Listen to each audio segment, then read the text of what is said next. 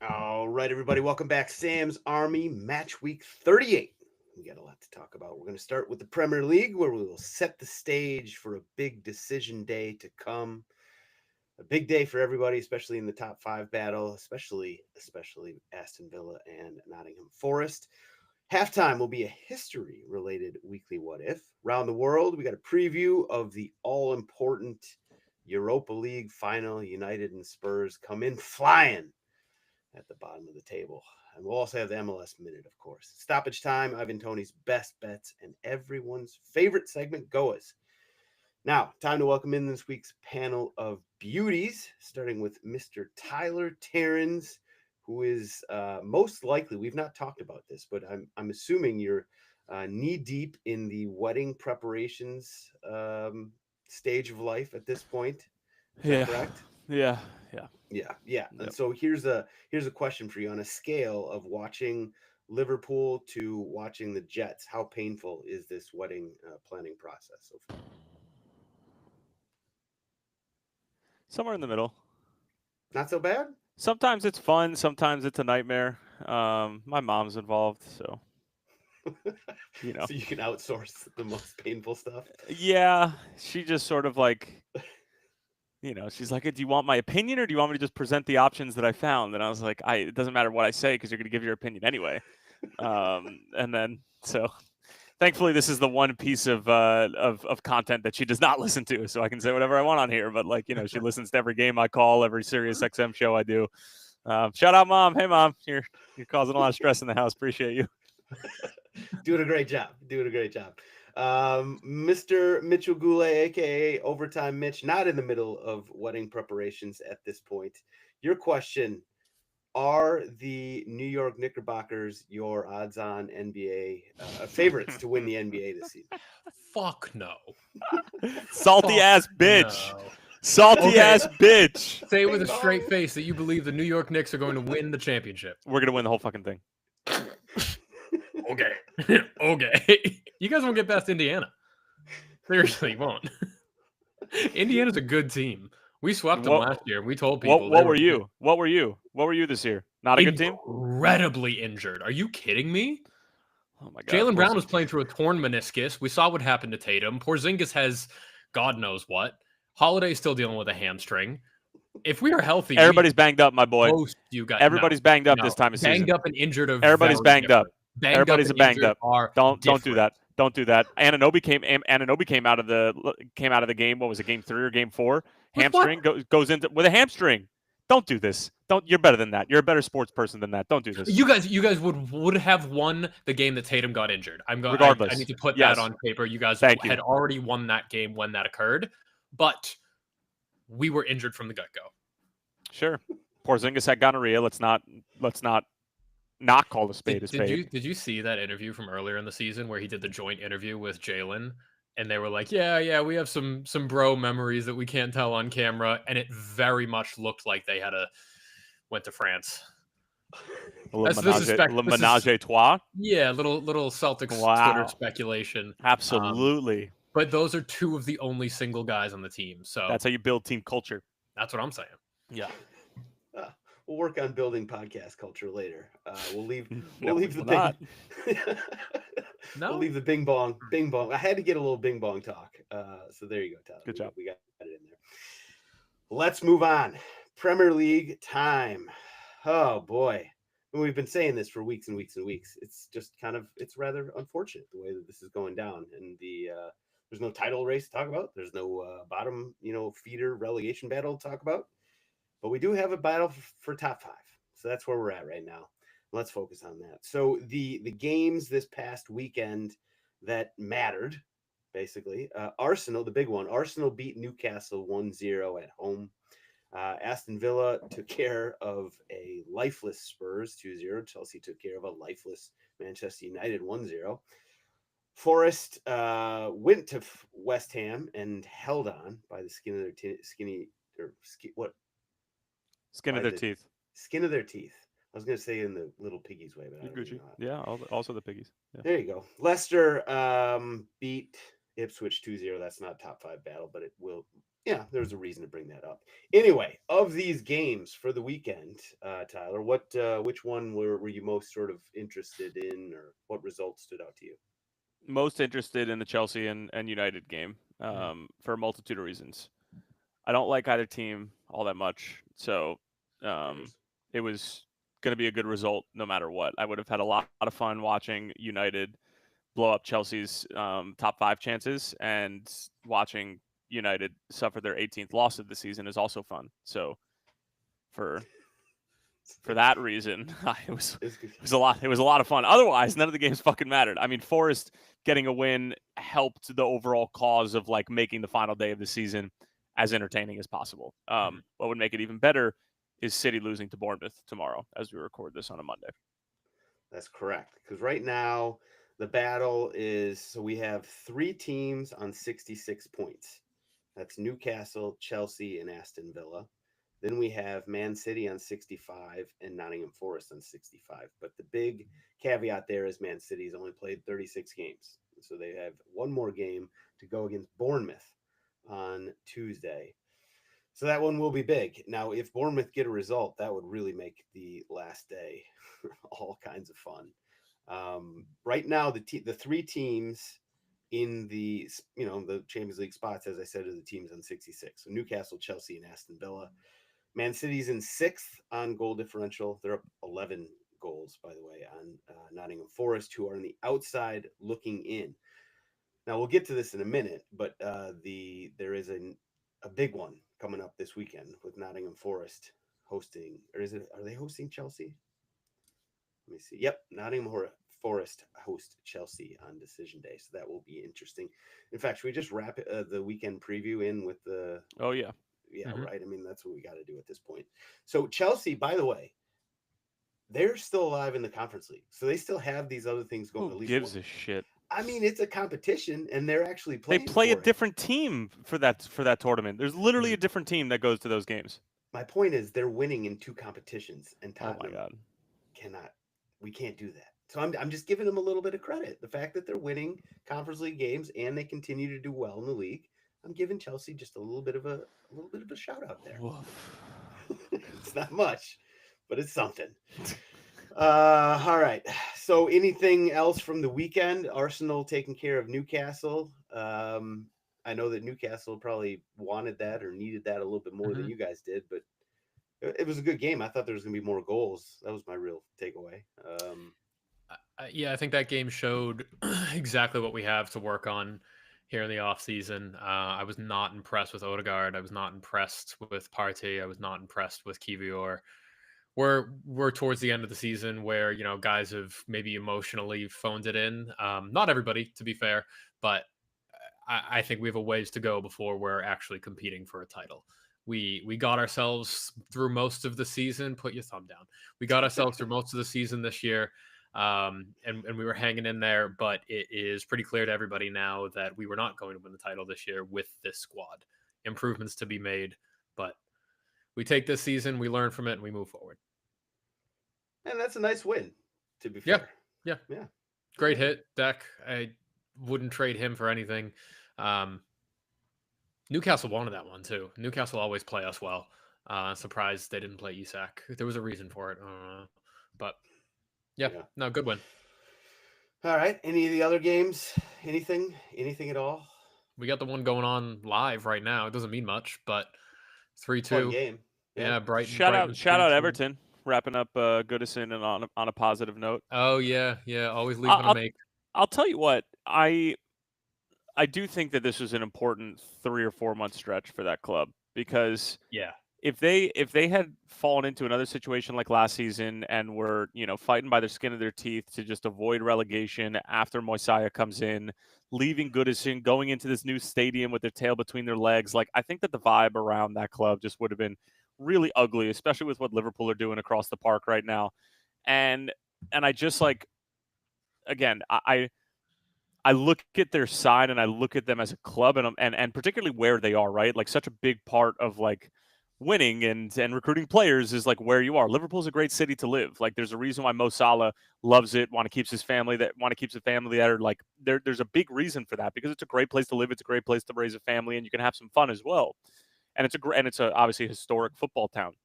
And I think that for Everton, like these were really, really, really important 2 or 3 months. And the Tarkowski goal to wrap up the final Merseyside derby at Goodison Park, this win, the final, the final game at the park too. So hats off to Everton and our boy Adam F. So I think that it was even as a Liverpool fan, it was fun to watch them say goodbye to the old lady. It's a good shout. It's a good shout. I mean, it's not like you can. It's tough to find sort of things to really give teams like the mid-table teams credit for, right? It's tough because they just sort of you're in mediocrity. But you gave a good shout to Everton. They deserve some flowers for that. Crystal Palace, I think we'll get to them in a little bit. They've earned their flowers and trophy. So yeah, because I feel like we just don't talk about those teams that are stuck in the middle there very much over the course of a whole season because they're kind of in the middle, like Palace, right? Exactly like Palace. We will get to Palace. Shout out to Palace. Now, anything before we get to the FA Cup, which will be Palace related. Are Southampton in danger of worst season in Premier League history or no? Heading into the final week? Mathematically clear now. Yeah, they're cleared. Yeah. I just want to see history. That's all. I'm just here for. Just want to see history made. Yeah, like they got a couple because they got that draw against City. They got the draw against somebody else, West Ham, I think. They're not good. They're moment merchants. They're not the worst. Didn't Derby have like 10 points? I think that's what they were trying to avoid. 10 points from Derby. They're on 12. 12 right now. A whopping 12. Let's see. Anything for the weekend that was? I mean, that's pretty much it. Nottingham Forest, in terms of seeing out results, they did not do a very good job at West Ham this weekend. I don't know what happened with their defense, but it just felt like they were hanging on for dear life. Can I get the consensus here with this three-headed monster we have on the pod today? Like, I feel as if all of the teams fighting for Champions League spots right now, everything is so slow. It's so lethargic. Like there's just no real bite or energy. The only team that I've really watched over the past month and been like, whoa, was Chelsea beating up on a hungover Liverpool team, and they were beating up on a hungover Liverpool team. Like other than that, like the energy and the bite of a team that's fighting for tens of millions of dollars hasn't been there. I don't know how you guys feel, but I would say Aston Villa has been a fun team over the course of a lot of the season, but they really lost something near the end. Yes. Yeah. So I would just say that they deserve some credit for playing a fun, style of soccer. But they really have. And this is probably just schedule congestion and, Villa playing in Champions League, getting further than probably anybody thought that they were. Forest balancing FA Cup into the end of the season and having to juggle that with the fact that they've got, 3 teams nipping at their heels. Like, I get it, but it's just I just feel like the football has kind of taken a nosedive a little bit over the past 6 weeks. Yeah. No, I feel that as well. City are the only team that I feel picked it up towards the end of the season, and even still what their football looks like when picking it up is still pretty boring, like watching paint dry. So no, I definitely get that. I would also attribute it to towards the end of the season, teams are playing in multiple competitions. It's fucking tiring. It's a long season. I know how cliche that is, but it really is. Well, that brings us to the weekend. So we have Tuesday's game, City hosting Bournemouth. If there is a soccer god in the sky and he or she is listening, hopefully they will provide us with a Bournemouth win, because that would really make things, even draw, would make things a little more interesting going into this weekend. Although I think, let's see, Man City does have the goal differential advantage on everybody, so they would be in third place and probably tough to catch. So yes, a Bournemouth win would be great. Sorry, City fans, but that would make for a very fun decision day. Now, the games that we have coming up. Nottingham Forest hosting Chelsea. That's the big one because it involves two of the teams that are fighting against each other head to head. Other games: Fulham hosting City, United hosting Villa, and Newcastle hosting Everton. Those are the 4 games involving the 5 teams. Any thoughts on any of those? It's too bad that we don't have the final set, sort of table going into this. There's kind of some what ifs. Let's say City wins. Let's say City beats Bournemouth, right? And so they are on 68 points, and their goal differential is something like plus 25 or plus 26. So they're pretty much uncatchable at that point, right? If my math is Are we correct. Are we going into this with that assumption? This is a team that drew Southampton. Like, No, I wasn't you know? actually saying that was my prediction. It was more I was sort of playing devil's. I don't know. It's sort of setting the stage so we could actually have a definitive conversation. If you want to have the definitive conversation based on them assuming they lose to Bournemouth, I'm okay with that as well. It just A draw feels realistic in that game. Oof, okay, but even a draw makes. Let's see. Does that make them tough to beat? Because they'd be on 66, and their goal differential would be way above everybody else. I think they. Yeah, I think we need a loss. Yeah. So let's talk about it like Bournemouth wins. Say Bournemouth wins on Tuesday. Obviously, all eyes will be on the game involving two of the teams that are in this top 5 battle. So Forest hosting Chelsea. Let's focus on that first. What man, I really I really want Forest to like finish this. I would like to think that game would set up nicely for Forest and Chelsea having more of the ball and Forest being able to do what they do. Unless Enzo comes out and just basically says you have it, which a lot of teams have had success with Forest doing. Fair. I was looking through the chat right there, seeing how much shit people are talking about my math skills. Yes, they're poor. They're very poor. Derby was on 11. Okay, Adam's correcting me all left and right here. All right. So I didn't hear. Did you actually have a lean on that on Forest Chelsea? My heart says Forest, but I don't know. Forest for me, just because I want our beginning of the season prediction to really come to a head. That'd be really nice for the pod, just to see one go through. Big morale boost for the pod. Yeah. I feel like Villa. No, Newcastle probably have the easiest task to stay in there in that race. It'd have to be pretty shambolic for them to drop points to Everton. Villa playing United. That'll be a fun one. Interested to see what team United puts out there with FA Cup in consideration as well. Well, the FA Cup is this week, right? Or is it next week? FA Cup's next week. Next week, so it's a week from Wednesday, right? I should definitely know this. No, FA Cup.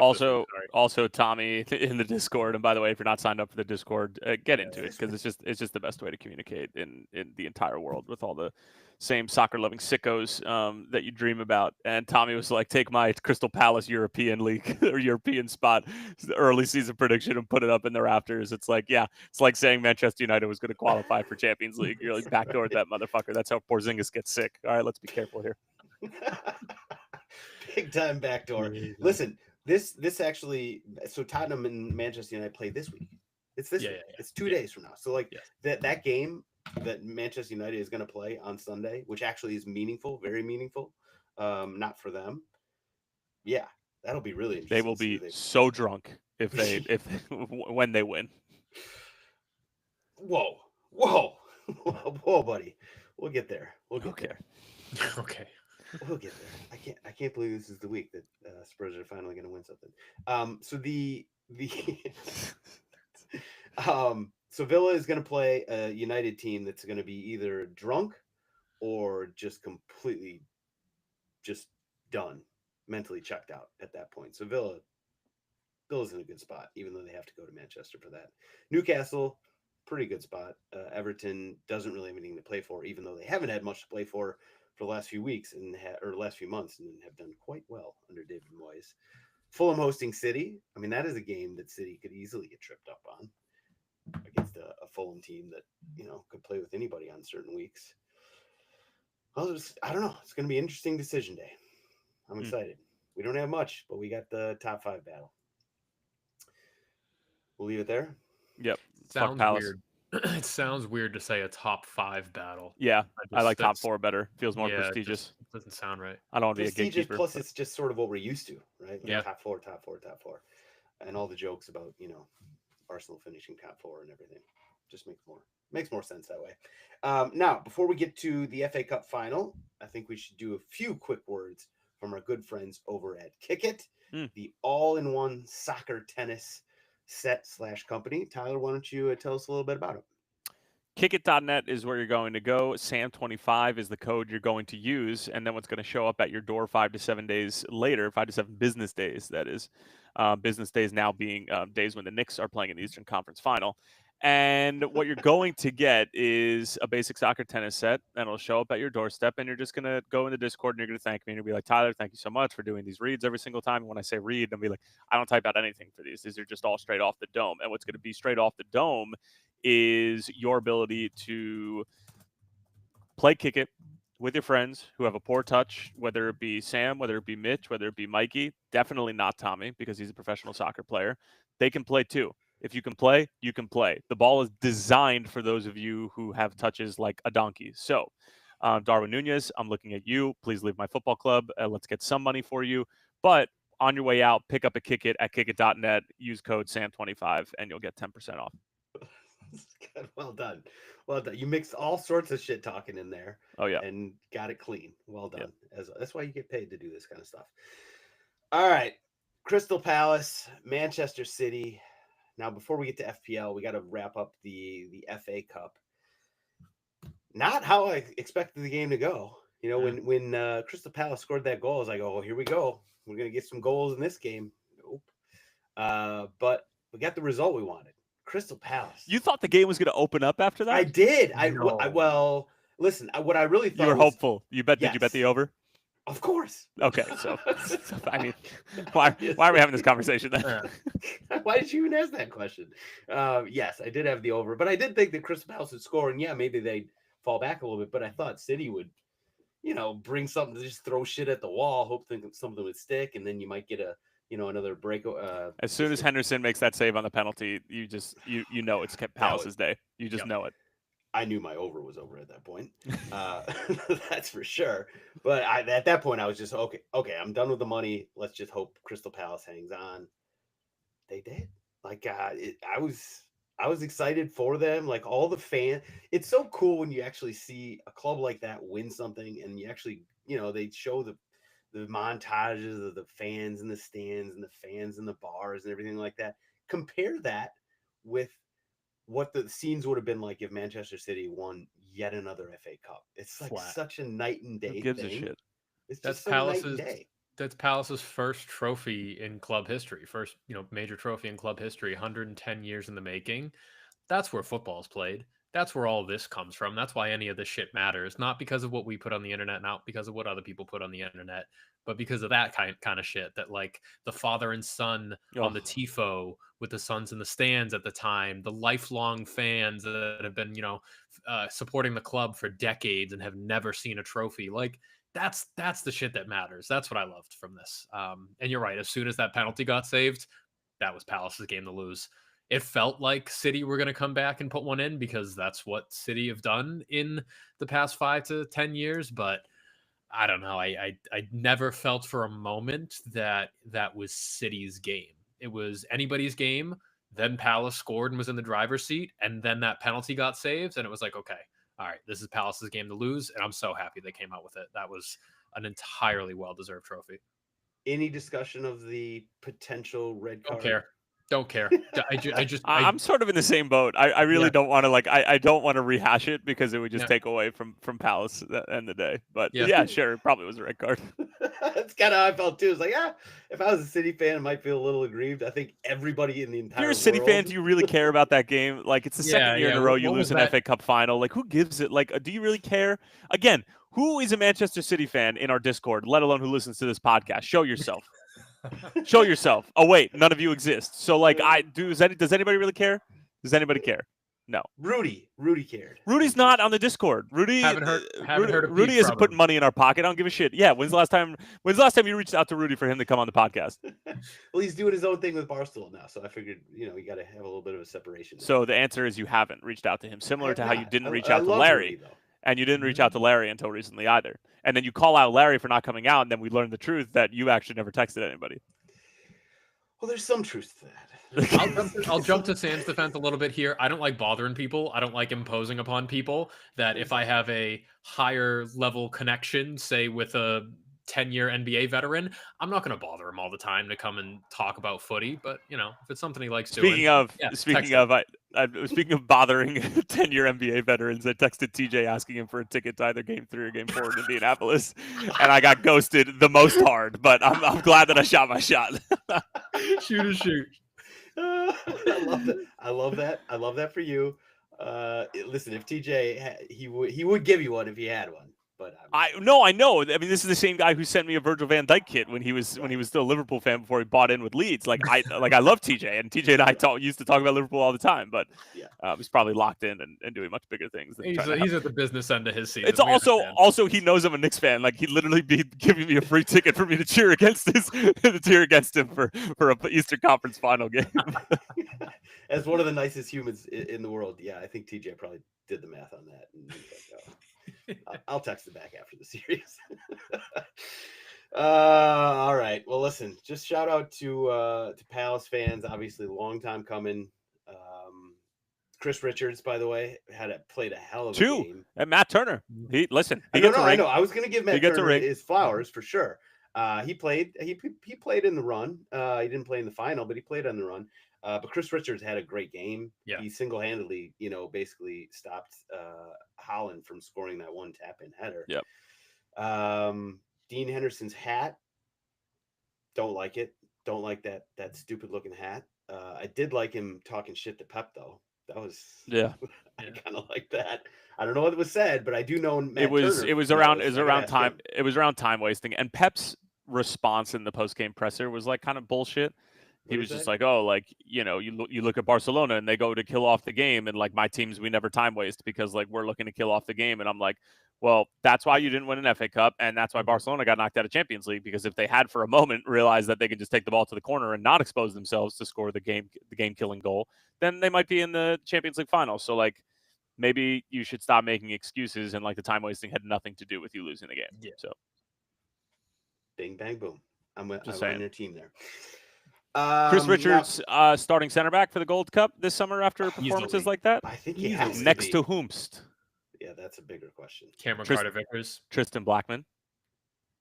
That's a name we have not brought up. He's not even been called in lately. Yeah. He's in the prelim roster.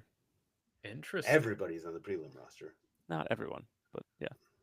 Weston and Tim Way aren't. But that's for Club World Cup. That's for Club World Cup. I'm just throwing it out there. If I could have the entire Vancouver Whitecaps side on the U.S. men's national team, I would. But it's just how I feel right now. You were very early on the Whitecaps bandwagon. I told all of you. Call it a bandwagon. I think you were just a conductor of that train. Yeah. Flowers where that's due. Whitecaps are the real deal. We'll get to the realest of deals. Yeah. Sorry, yeah. I'm getting sidetracked here. All right. Now quickly, we got to do FPL. Let's set the stage for the finals here. I'm done. I'm waving the white flag wherever it is. So in the Council of Elders, remember, there's a TikTok dance on the line here, and right now it's been a battle, between Tyler and Mitch for quite a while. Right now, I don't know if you had anybody going today, either one of you guys. Anybody? No. Yeah, we both had Salah. Okay, so that's gonna cross off. So basically, you are up 27 plus 13, so you're up 33 points. If my very poor math is going correct. into the final match day. Yep, 33 points going. I also have. It's going to be more. I have Gvardiol and De Bruyne playing tomorrow. Oh, jeez. Yeah. I have Cunha. Okay. At least we got somebody. As an attacker, I'll give you that. I'm still playing.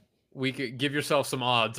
Listen, guy, I got a free hit for the last week of the season, so I'm gonna. Saved it for the last week of the season. I saved it for the last week of the season, so I am literally going to retool my squad. I'm going to look at all the games, and I am quite simply just going to close my eyes and say Hail Mary or 3, and we're going to see what happens. And listen, this is what dreams are made of. And I will dance on your grave if I end up pulling this off in week 38.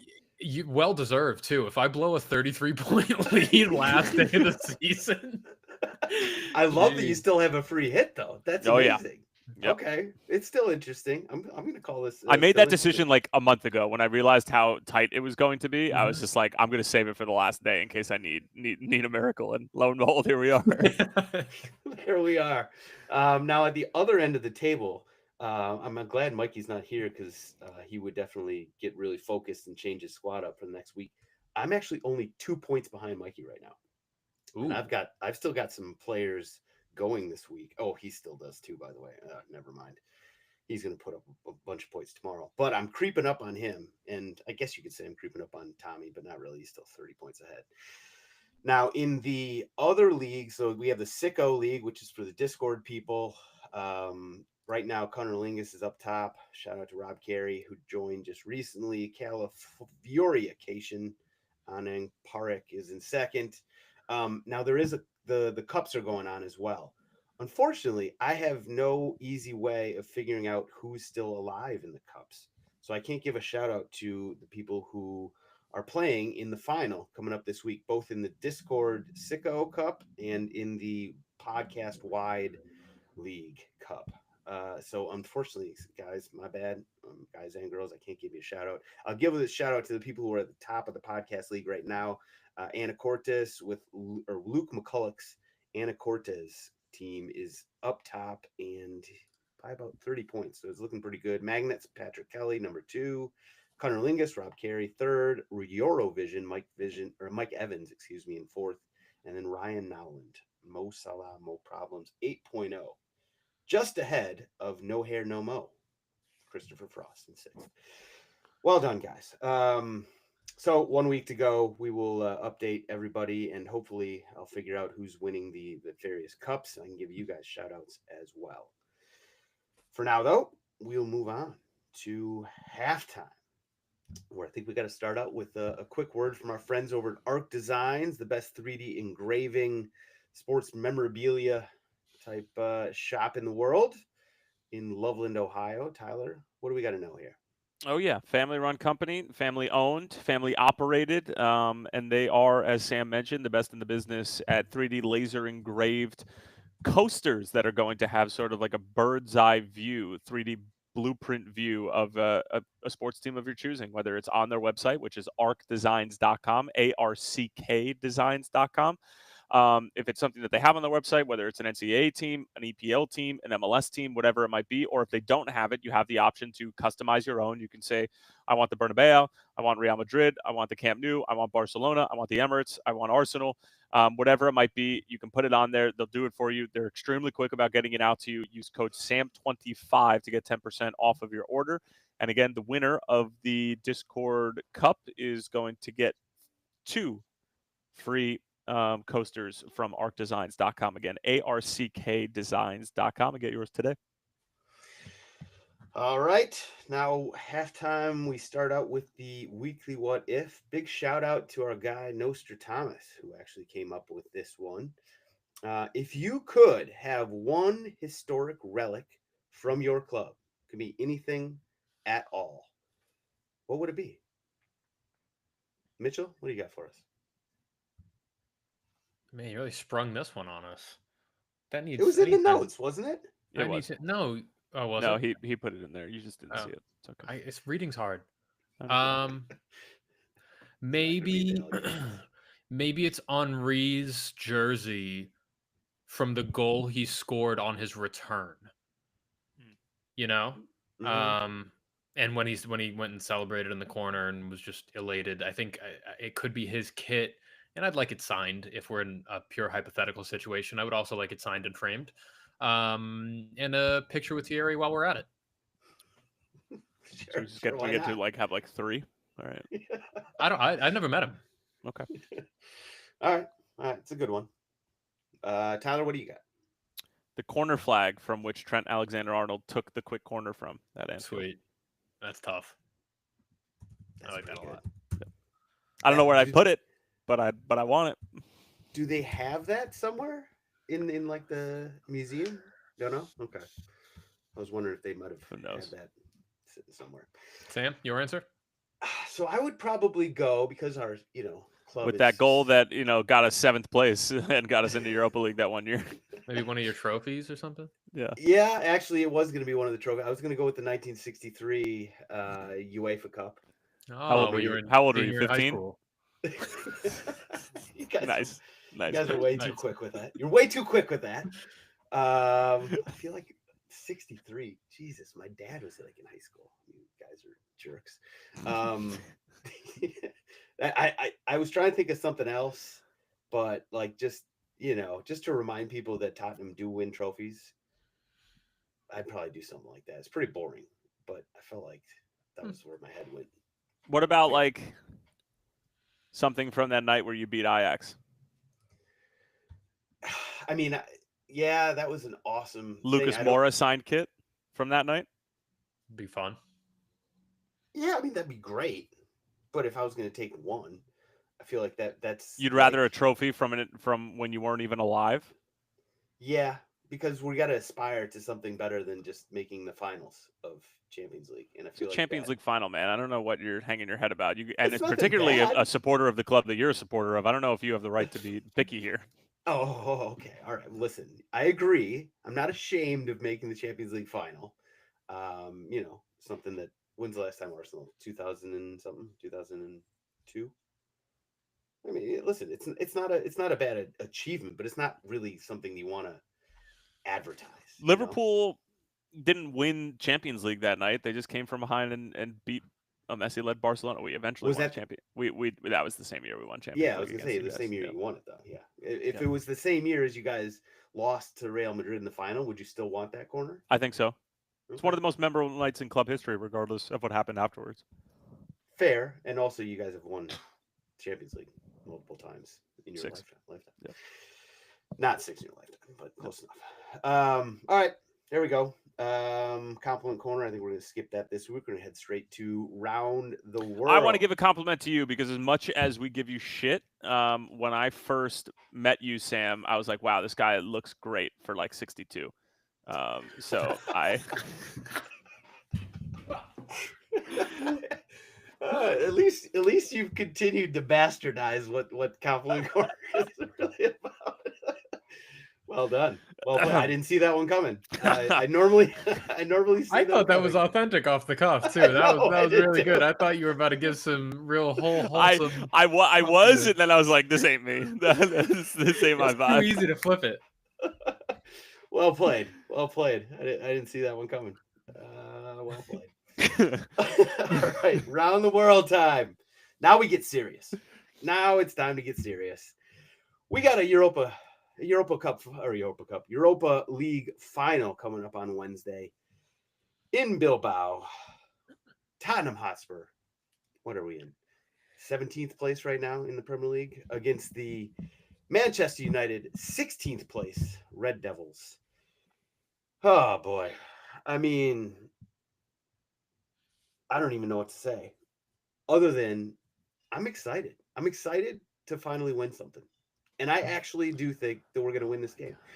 I really do. Yeah. Poke holes in it. Why aren't we going to win this, Tyler? No, you have to. You have to have that mindset going into it. We can poke all the holes we want. We're not in a final right now.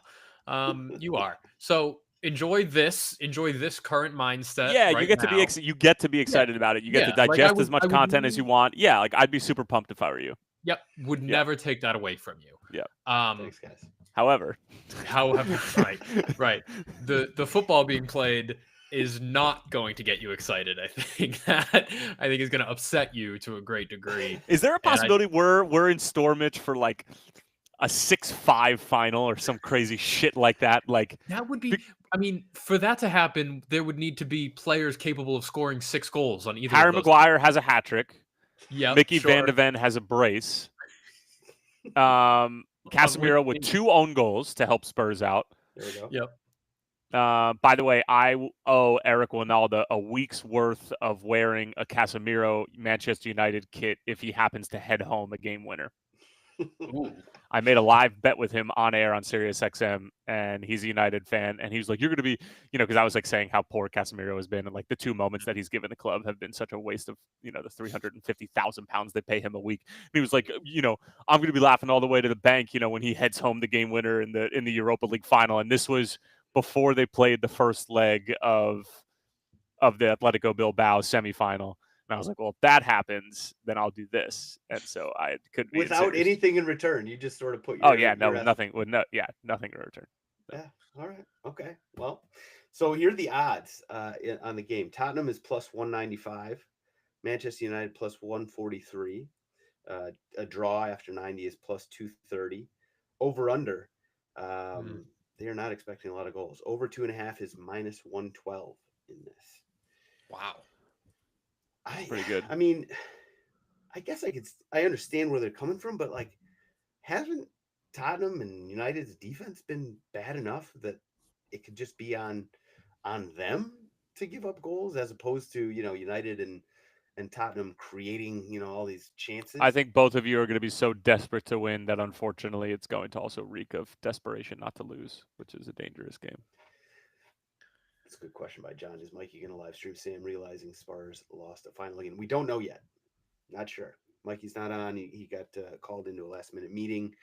We will see if Mikey makes it here on time to look into my eyes. Who are you guys missing other than Madison and Kulusevski? Which, by the way, isn't significant at all. But I mean, yeah, no. Well, the other one missing, Bergvall. I did see that. You're right. Yeah, that is... That, all three of them. I know. That's just like it's Madison's so been Tottenham. dog shit. Madison's been dog shit for 90% of the season, but He's I still agree. a difference Bergvall, maker. I know, but Bergvall actually has been probably the most consistent piece for you guys. Yeah, all season. On the United front, though, we've got no Dallo, no Xerxes, no Euro, no Martinez, no Delict. Those are all arguably good things outside of Delict for United. No, Diego Dallo is a good footballer. He's important for them. Yeah. What constitutes as a good footballer for Manchester United these days is that's what we're moving the goalposts. I know. But yeah. God, I mean, with Spurs with no sort of central field. Who's going to start in the middle of the field for you guys? Bentancur, maybe. Basuma. And that's a good question. Let's see. We could loan you a midfielder for the game. I mean, we need somebody. That's nice. We need somebody. If you could take, here's a weekly what if you could take one player from Liverpool and put them into the side just for this final, who would it be? Maybe Zoboszlai? Not Gravenberch? I mean, I would take either. I mean, let's be honest. We're talking about the two guys I would, give one of my testicles for at this point, even if it was just for one game. I mean, I'm struggling. It's a steep cost for a man who's had a vasectomy, I'm sure. I'm not shooting blanks. Good. Yeah. Good. It's still over for me. They're unnecessary. I don't know. I don't. Odebear? I mean, who the hell are we going to... Archie Gray? Our central defender who's been playing midfield? It'll probably be Sarr. Basuma, and Bentancur. Which... That's where we're at right now. All it takes is one, man. If Crystal Palace can win the FA Cup, surely you can win a Europa League final with the 11 you're going to roll out. We are going to win.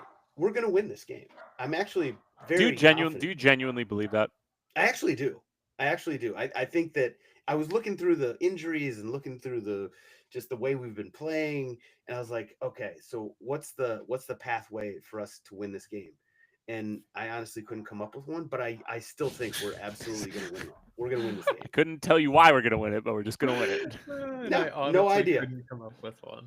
No. I'm so excited for this game. I have to tell you, like, I am genuinely like. I'm outside of my skin to watch this because either way, it's going to be a blast. I really am confident that we're going to win. I will be seriously devastated if we don't win because I really do think that we This season makes no sense. What about for No United? sense. If you're going to go by that logic, then that's why this game is so fun for the neutral. You can't just go by that logic alone. Well, it's because they're not missing their entire midfield, and everybody on CBS. By the way, in the weeks leading up to this, all those the pundits on CBS were just talking like, whoever won Bilbao versus United was like they're just going to win Europa. It was like done and dusted. Like, have you seen United and Tottenham play this season? Like, I know it's a little bit different right now, but like we beat them both times. So, well, actually, we only beat them twice. They beat us once, but whatever. No, they didn't. Oh, we won all three. I was thinking a different season. We won all 3 games against Manchester United this season. So why is everybody talking like we are this? Celtics beat the Knicks every single time during the regular season. Look how that ended. That's true. I can't even be mad. That was a great shout. Yeah. Thank you. We're gonna win the game though. That's all. You know something? I'm sick of hearing you say that because you've said it 17 times since we've started talking about this game. Like, you don't need to convince us. If I say it one more time, I might. We don't care. We do not care. One more time, and I might actually believe it. I actually do believe it. We're gonna win. Oh my god. All right. Well, let me get your predictions. Mitch, Tyler, who you got winning this game? Manchester United. In regulation? No. Penalties for me. That's part of my best bet. Yeah. Okay. Oops, sorry. Didn't mean to tease that. All right. Fair enough. I think we win in regulation. 3-1. Shut up. Just let me have this. All right. Let's move on to MLS Minute with the Minute Man himself. Give us what you got. Hit it and quit it, man. All right, so this week's MLS Hit-It-and-Quit-It Minute comes with a disclaimer. This is the first time I'm ever going to do this, but I just want to let you all know, the next time that you hear me on a game or if I'm calling your team's game, just know that it'll be the worst soccer game known to mankind. I am the mush at the moment. 4 out of the last 7 games that I've called have been 0-0 draws. 5 out of the last 7 have been some of the most biblically terrible football games that I have laid my eyes on. My eyes are bleeding. I swear to God, I'm going to need glasses 15 years before I actually do, because this is straining my eyeballs to watch this every week. I'm losing faith in the beautiful game. God help me. All right. Week 14, we're coming off of midweek games on Wednesday. We're going to start north of the border in the Canadian Classique, and Toronto puts up a touchdown, Canadian football style, go Argonauts on Montreal. 6-1 is the final score. Bernadeschi actually looked like a decent footballer.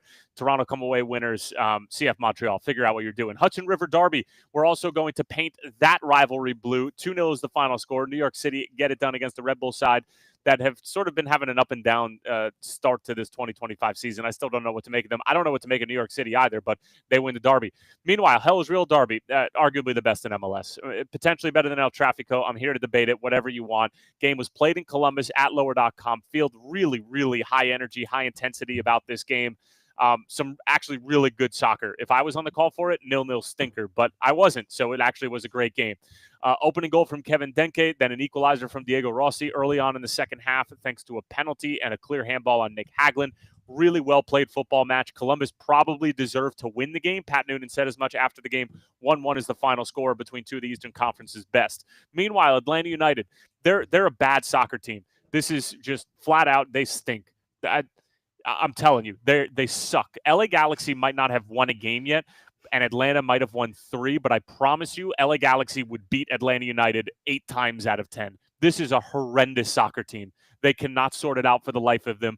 I'd be shocked if they make the playoffs this season. 1-0 is the final score in Atlanta. Philadelphia able to win it by a score of 1-0. Charlotte FC, another team who just stinks right now. Not stinks overall like Atlanta, but stinks in the moment. I don't want to, get those two things confused. Charlotte's 4th loss in a row comes at the hands of who?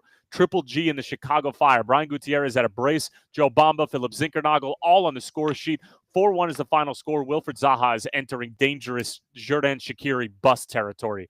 You're right. I said it. It's nasty. It's mean. It might be a little bit premature, but hey, it's the MLS Hit-It-and-Quit-It Minute. 4-1 is the final score at the bank. New England and San Jose, 0-0 draw. No, I didn't call that game. Austin and Vancouver, 0-0 draw. No, I didn't call that game. Minnesota United, 3-0 winners over St. Louis City. Olaf Melberg out. Lutz Pfannenstiel even more out. You think for a second, I know I say this every single week, you think for a second that if you got rid of the coach that brought you a Western Conference regular season title in the first year, and you're going through injuries and personal issues off the field, and you lose a bunch of games at the start of the next season, they're just like, okay, I'm going to fire the coach and blow up the whole thing and start over new. And not for nothing, you had a really good former MLS head coach and interim head coach in John Hackworth, who took over the team and actually did really well at the end of the season. No, I'm going to dismiss him and bring on Olaf Melberg, who has no idea what's going on in this league, and you just think that everything's going to be fine. I don't know what's going on in St. Louis, and if I'm the owners of that team, I'm firing Lutz Pfannenstiel yesterday.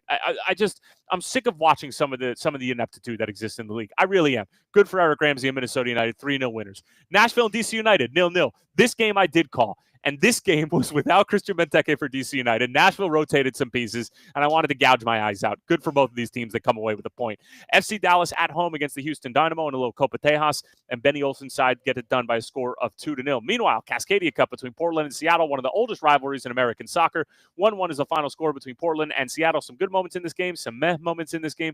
Both teams will have to settle for a point. Meanwhile, in the Rocky Mountain Cup, Colorado Rapids come away with a 1-0 lead over Real Salt Lake. Good on Chris Armas and company. San Diego FC and Sporting Kansas City to wrap up the Saturday slate of games, and a 0-0 stinker between San Diego and Sporting. You're sensing a theme here.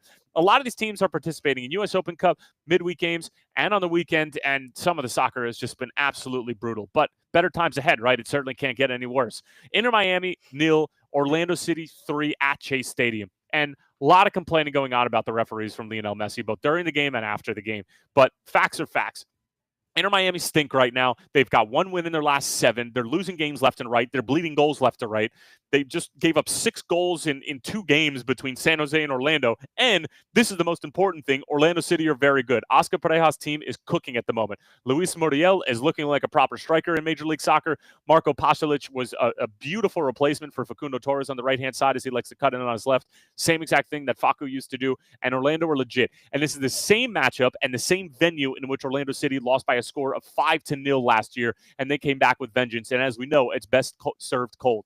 Meanwhile, El Tráfico to wrap up match day number 14. A lot of people came into this game, were a little bit skeptical as to whether or not this is going to be a good game. LA Galaxy have stunk up the joint and then some. Greg Vanney was just given a contract extension after not seeing a win in his first 14 games. Now, don't get your panties in a bunch. This was getting done well before this whole start of the season unfolded for LA Galaxy. And you know what? I'm kind of happy to see a club who's not prisoner of the moment and just saying goodbye to a coach who won MLS Cup like 6 months ago. I'm kind of excited about it, because now we're going to see if their gamble on Greg Vanney has paid off, instead of just getting rid of him because of some bogus MLS rules, some really bad luck, and Ricky Puig being out for the beginning of the season. So we'll see what happens. Great El Tráfico. I'm sorry that I told you guys to stay away from the over in this game. Most of you didn't listen to me.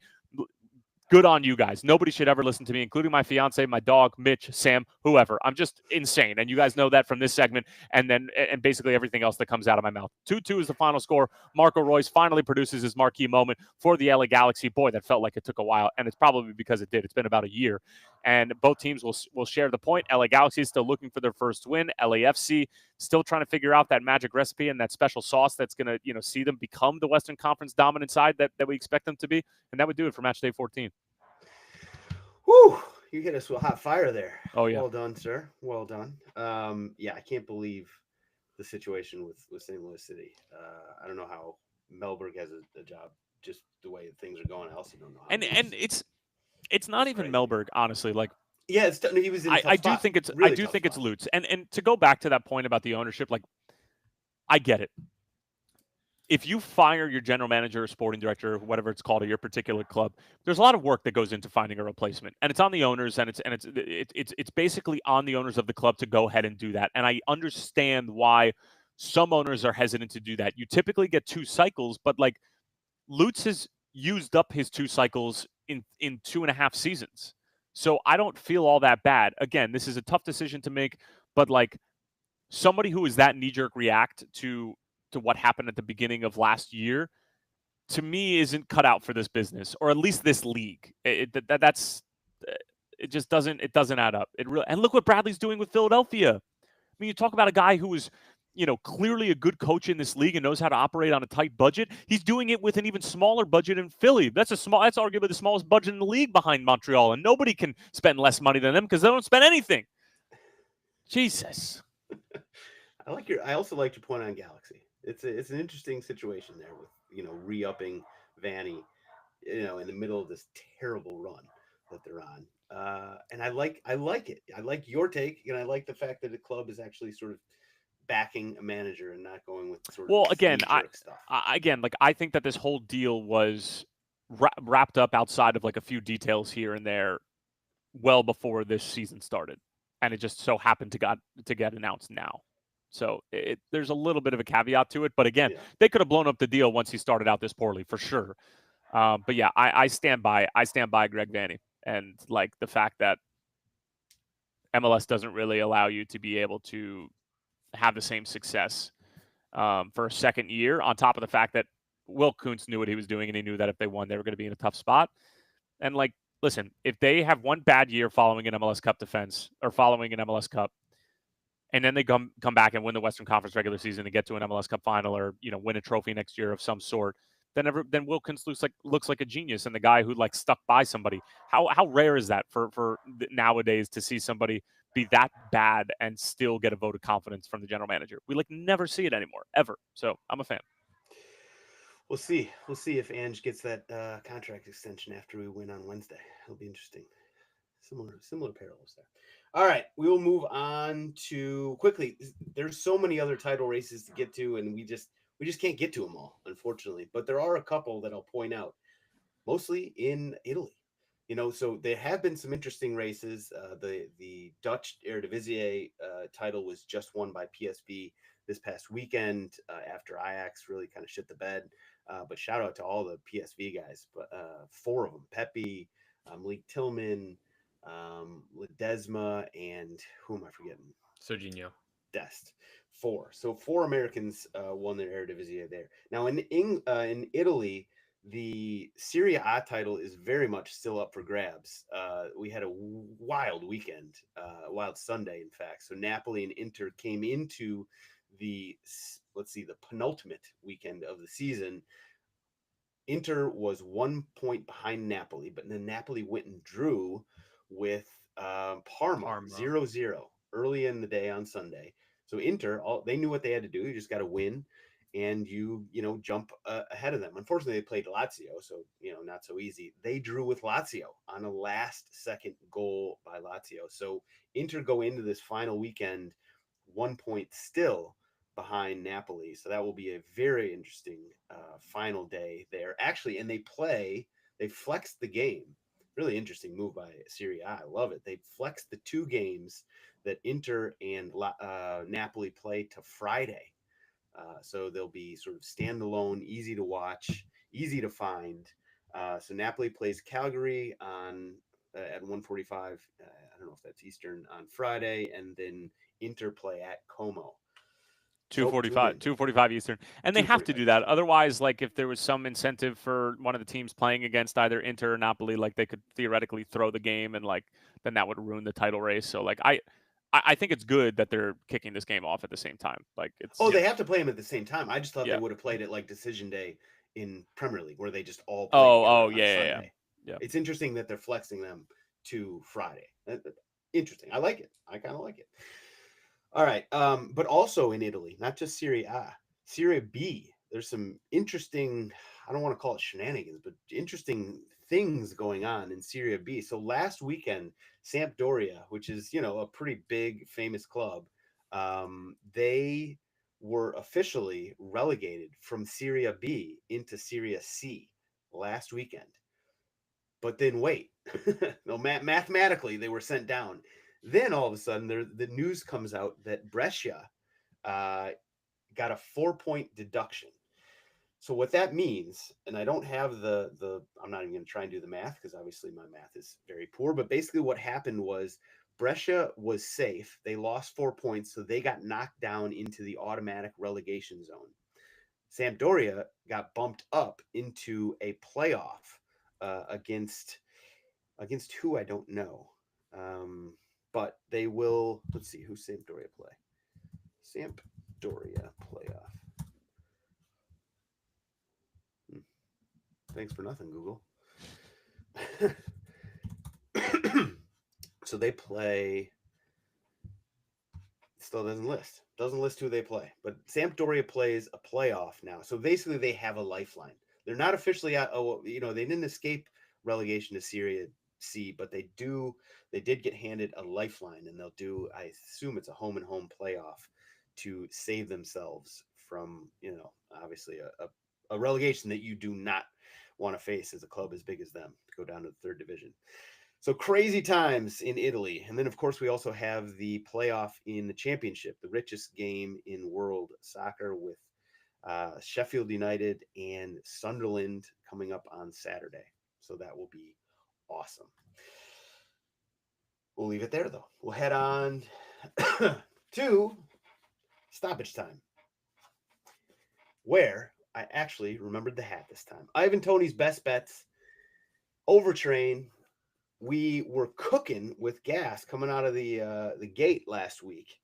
Now, remember, I didn't wear the hat. So all those picks that come with a caveat or an asterisk, I did win the first two. So overtrain was cooking on Wednesday and Thursday. Whew, things went downhill from there. Lost the next three. Friday, Saturday, Sunday. Only got 3 goals total. Not great at all, but we got the hat back. So we are ready to cook again. Overtrain 5-a-side. We are going to start on Wednesday through Sunday, 1 over a day. Now we're really going to start digging for games here because, you know, so a lot of these leagues are, you know, finishing up. So we're going to dig deep. We always do anyway. We're going to go Wednesday to Finland, where Ilves is hosting KUPS. And I know that's a shortened acronym for the name, and I'm not even going to try and pronounce it because I don't know what it is. But Ilves hosting KUPS in Finland on Wednesday. Thursday, Heidenheim and Elversberg in the Bundesliga playoff. So that's Heidenheim could get knocked down to Bundesliga 2. Elversberg could get bounced, promoted up to the big bad Bundesliga. Friday, we're going to the Swiss Challenger League, Xamax hosting Will. Saturday, also in Germany, we have Arminia Bielefeld, the team that we are all rooting for in the DFB Pokal Cup final. They are playing Stuttgart on Saturday in that final.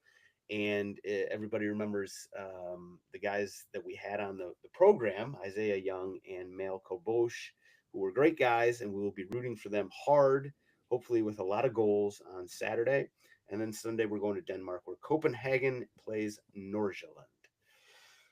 There we go. 5-a-side, overtrain, best bets. Mitch, what do you got for us? I only got one. Manchester United in penalties, plus 1,000. That's plus 1,000. Plus 1,000. Yeah. Fuck off. Absolutely. Yeah. And it's the same for United in extra time as well. I've never found a game to be a cup final to be decided in extra time. I feel like they always go to penalties. Don't quote me on that. Germany over Argentina. You know, that too.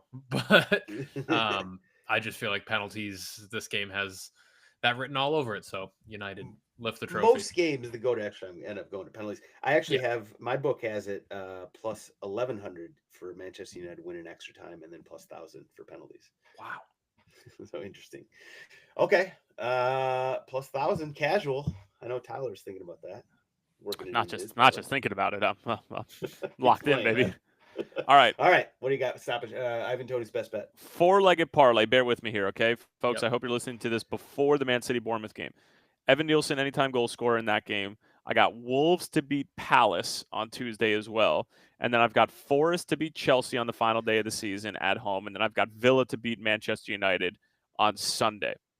And that will come out to a cool plus 6,452. I love that. This isn't the craziest thing in the world. It's not. No. It's a big number, but none of those things are crazy. Okay. The one that's going to kill me is Evan Nielsen, anytime goal scorer. That I'm sure of. He's going to assist or something. Yeah. All right. Well done as always, boys. We'll head to everybody's favorite segment, GOAWs. All right. I got a whole list here, so I'm going to let you guys go first because you guys might take some of these. Mitch, you look like you're champing at the bit. What do you got for us? I'm sure you do. Malik Tillman. Eredivisie highest rated player of the season, and drunk as a skunk on camera in the background of one of his teammates interviews. He was like sipping straight from the bottle, realized he was on camera, and then did like a cartoonish like gotta go, like skedaddle out of frame. Really, really good stuff, but also just a ball player. Going to be a staple for us in 2026. His price tag, Tyler mentioned it before the show started, but something in the realm of like 50 million they're not willing to let him go for. That's He said. That's crazy. Like, that's awesome. And that was not the case a year ago. Like, he's really kind of come into his own this year in the Eredivisie. Shout out to all the other American guys, as you mentioned, Serginho, Richie Ledesma, and Ricardo Pepi on PSV as well. It's great to see them win back-to-back Eredivisie. But Malik Tillman was a staple in that side throughout the entire Dutch season, and give him his flowers. He's going to be a really important American player going forward. Yeah, he had a huge, I mean, what a season for him. An awesome season by PSV, just generally. Okay, well done.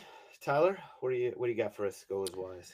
I'm going to go to the Crystal Palace supporters and their tifo Nice. at the beginning of the FA Cup final. And for those of you who are not aware of the story, so basically rewind to the League Cup League Cup quarterfinal, 2014, and Darren Ambrose scored an absolute banger of a goal against Manchester United. And keep in mind that this is still Crystal Palace we're talking about, having never won a trophy, and they think they're on their way to beating a Manchester United side to get to a semifinal, the whole thing.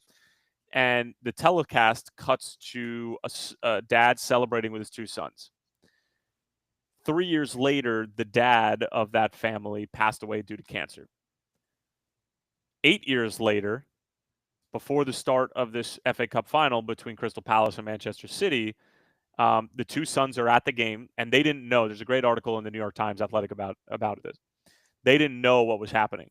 So they are at the game. There's smoke. There's a million things going on. They can't see the tifo initially, and they eventually do, and they just like broke down. And the tifo, of course, was like an art reimagining of the celebration between the father and his two sons. And as Mitch talked about, like, that's football.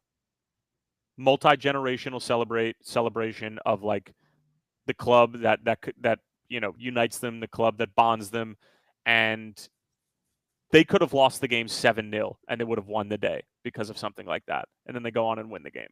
So if there was any sort of divine intervention that was going on, then that was it.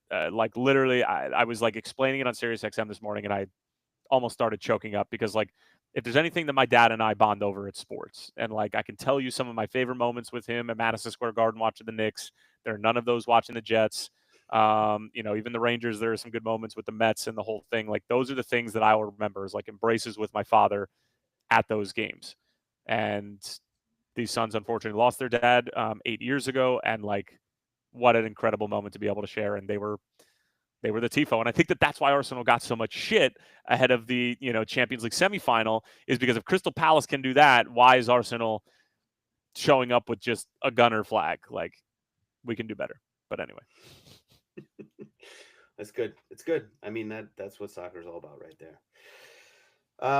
My GOAWs, a couple honorable mentions. I'm going to give one to Chattanooga Red Wolves and FC Naples, who played the USL League One. They always play, or maybe it's USL, one of the leagues. They always play these at least one a year, midday, like a Wednesday or Tuesday game in front of like all these soccer camp kids, I guess. And so that game was played last week on Wednesday it had been a rainstorm all day. The field was just terrible, just a little extra sloppy for you. And so they played in front of these kids, and they, it was kind of it was a game that was played on a pitch that had way too much water on it. So it was a little wasn't a great game. But then somebody scored for Chattanooga Red Wolves right at the end, and they basically got into like a bench clearing brawl right in front of all the kids. So Right, shout out to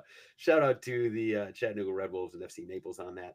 Another couple more honorable mentions: Caterina Macario, who scored we talked about the Crystal Palace and the two Americans who won, becoming the second and third American men to ever win the FA Cup.